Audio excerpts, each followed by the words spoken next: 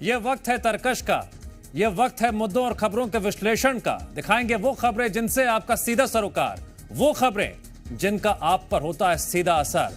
पहुंचेंगे खबरों की तह तक। शुरू करते हैं तरकश तीर खबरों के।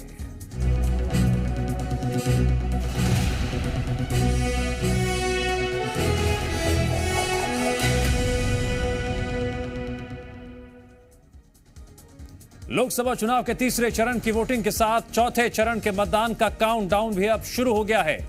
मध्य प्रदेश में यह आखिरी चरण का मतदान होगा। इसी के साथ सभी 29 लोकसभा सीटों पर वोटिंग संपन्न हो जाएगी। एमपी में चौथे चरण में 8 सीटों पर वोटिंग होगी। मध्य प्रदेश में तीसरे चरण का मतदान तो संपन्न हो चुका है। अब चौथे चरण की तैयारी जारी है। कांग्रेस और बीजेपी के तमाम दिग्गज नेता चौथे चरण के चुनाव के लिए प्रचार प्रसार में जुट गए हैं और अपनी अपनी पार्टी के लिए मतदान करने की जनता से अपील कर रहे हैं। वहीं लोकसभा चुनाव के पहले 3 चरणों में मतदान प्रतिशत 2019 से कम नजर आया, जिसको लेकर इलेक्शन कमीशन ने भी कमर कस ली है और चौथे चरण में मतदान प्रतिशत बढ़ाने के लिए तैयारी कर ली है। इधर कांग्रेस बीजेपी की तरफ से जीत के दावे लगातार जारी हैं। मध्य प्रदेश में लोकसभा 2024 के चुनाव को लेकर के तीसरे चरण में जो जनता का रुझान मतदान को लेकर के आया है, जिस प्रकार से जो उम्मीद की जा रही थी उस उम्मीद के अनुसार पूरे मध्य प्रदेश में मतदान हुआ है। उस मतदान में भारतीय जनता पार्टी के जो दिग्गज नेता मैदान में है, सफलता साफ नजर आ रही है। मतदाताओं के चेहरों पर जो प्रसन्नता और खुशी है और चौथे चरण की भी तैयारी मध्य प्रदेश में जारी है। तीसरे चरण में वोटिंग परसेंटेज निकल कर आया है और जिस तरीके से कांग्रेस के प्रति उत्साह और लंबी लंबी लाइनें पोलिंग बूथों पर और जहां पर हेल्प डेस्क लगती है वहां पर मिली है, 6 से 7 सीटें हम इन 9 सीटों में जीतने वाले हैं। और जो 370 वोट पर बूथ बढ़ाने की बात भारतीय जनता पार्टी कर रही थी, उनने जो गुब्बारे में हवा भरी है उससे निकल गई है। चौथे चरण के चुनाव को लेकर तमाम दलों के अपने अपने दावे हैं। चलिए आपको बता देते हैं चौथे चरण में किस किस सीट पर चुनाव होने हैं। ये सीटें हैं देवास, उज्जैन, मंदसौर, रतलाम, धार, इंदौर, खरगोन और खंडवा। ये वो सीटें हैं जिन पर चौथे चरण में मतदान होना है। अब आपको इन सीटों का वोट प्रतिशत भी बता देते हैं कि सीट पर साल 2019 में कितना वोट प्रतिशत दर्ज किया गया था। सबसे पहले बात देवास लोकसभा सीट की करते हैं, जहां 79.46% मतदान दर्ज किया गया। उज्जैन की बात करें तो यहां 75.4% मतदान दर्ज किया गया था। मंदसौर लोकसभा सीट पर 77.84% मतदान हुआ था। रतलाम सीट पर 75.66% वोट प्रतिशत दर्ज किया गया था। धार लोकसभा सीट की बात करते हैं, यहां पर वोटिंग प्रतिशत रहा था 75.25%।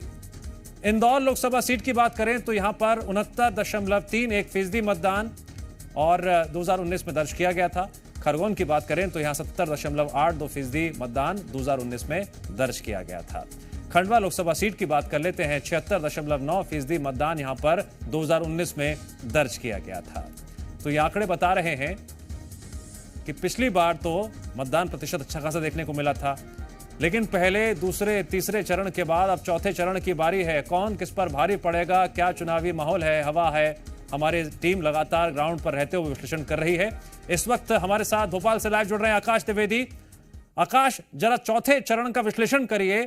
क्या तैयारी चल रही है ग्राउंड पर, क्या जोर आजमाइश चल रही है प्रतिद्वंदियों के बीच? पहले से लेकर तीसरे चरण का घमासान देख लिया, अब अंतिम रण बाकी है। 3 चरण के चुनाव खत्म होने के बाद अब राजनीतिक पार्टियां चौथे चरण के लिए अपनी सियासी पिच सुधारने की कोशिश में जुटी हुई हैं। इंदौर एक ऐसी सीट है जहां पर बीजेपी को बढ़त है, ये क्योंकि यहां से कांग्रेस प्रत्याशी रहे अक्षय कांति बम ने अपना नामांकन वापस ले लिया। लेकिन इसके अलावा जो अन्य सीटें हैं, क्योंकि चौथे चरण में जो सीटें कवर हो रही हैं इलेक्शन में, ये मालवा और निमाड़ की सीटें आती हैं और मालवा निमाड़ आरएसएस के लिहाज से महत्वपूर्ण रहा है। और इस क्षेत्र में अगर विधानसभा चुनावों को नतीजों को हम देखें तो 2018 में बीजेपी यहां कमजोर हुई थी, लेकिन धीरे धीरे अपने आप को मजबूत किया।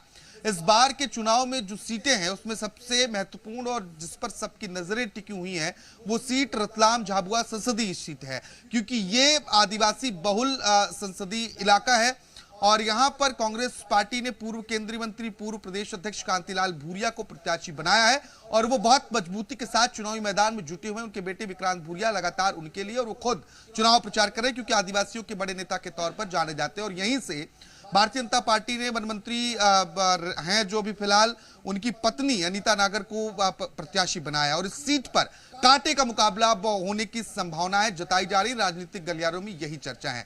इसके अलावा देवास भी है और उज्जैन भी है और इंदौर भी है। इन तमाम सीटों पर चौथे चरण में मतदान होना है और मतदान से ठीक पहले एक और निर्वाचन आयोग मतदान प्रतिशत बढ़ाने की कोशिशों में जुटा हुआ है।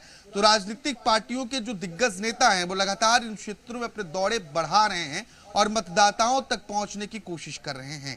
मालवा निमाड़ की जनता इस बार किसका साथ देती है ये भी देखना महत्वपूर्ण होगा, क्योंकि अब तक का जो वोटिंग परसेंटेज रहा है 3 चरणों में वो हालांकि पिछली बार से बहुत ज्यादा बेहतर नहीं हुआ है, लेकिन तीसरे चरण में कुछ हद तक वो वोटिंग परसेंटेज जरूर कवर किया गया है। अब चौथे फेज के इलेक्शन में क्या रुख होता है मतदाताओं का, ये सबसे महत्वपूर्ण विषय होगा देखना। दिव्यांश, चौथे चरण को लेकर लगातार घमासान जारी है आकाश, लेकिन जिस तरह से कांग्रेस के दल बदल की स्थिति सामने आ रही है, क्या उस पर कांग्रेस ने अब तक काबू पा लिया है?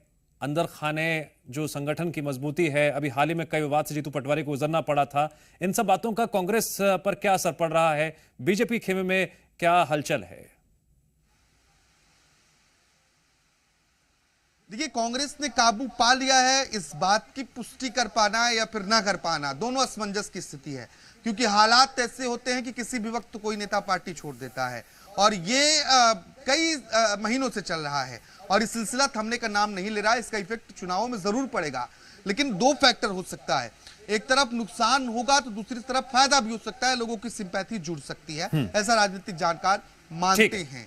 लेकिन जो टूट मध्य प्रदेश कांग्रेस में देखी जा रही है उस टूट का असर चुनावों में पड़ेगा, ये तय है, क्योंकि लोकसभा चुनाव सर पर है और कई नेता ऐसे गए हैं जो जनाधार रखते हैं। खासतौर पर हाल ही में मुरैना से कांग्रेस विधायक रामनिवास रावत, इसके अलावा अभी बीना से कांग्रेस विधायक निर्मला सप्रे, छिंदवाड़ा से कांग्रेस विधायक कमलेश शाह, ये 3 sitting MLA Bharatiya Janata party का आपने सिक्के के दोनों पहलू बताए हैं और फिलहाल जानकारी के लिए आपका शुक्रिया।